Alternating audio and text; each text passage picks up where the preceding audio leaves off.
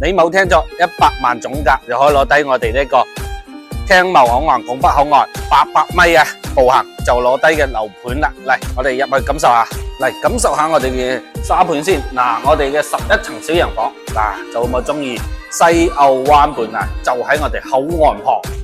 上到嚟我哋嘅示範單位，精裝3房，真係好闊綽啊！